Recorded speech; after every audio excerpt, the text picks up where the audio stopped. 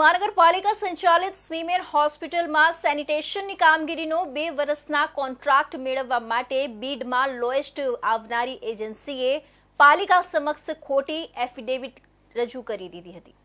Lowest offer આપનારી એજન્સીને executive કમિટીએ price બીડના આધારે કામ આપવાની ભલામણ કરી દીધી હતી।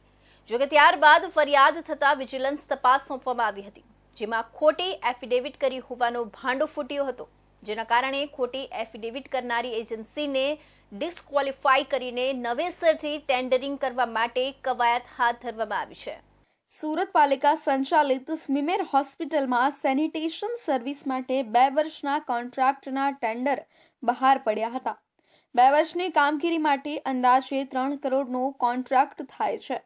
તે મેળવવા માટે માસિક 12.13 લાખની ઓફર ડીજી નાકરાણી દ્વારા કરવામાં આવી હતી।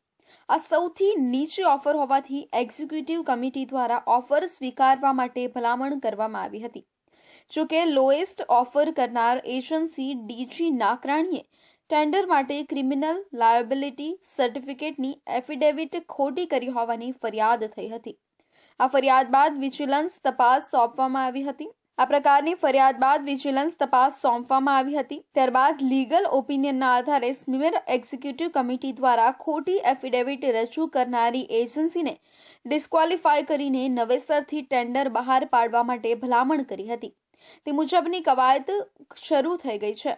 આ ભલામણના આધારે હાલમાં ખોટી એફિડેવિટ રજૂ કરનારી એજન્સી ડીજી નાકરાણીને 2 વર્ષ માટે ડિબાર્ડ કરવા તથા ટેન્ડરમાં ભરેલી ઈએમડીની રકમ જપ્ત કરવા માટેની દરખાસ્ત સ્થાયી સમિતિ સમક્ષ રજૂ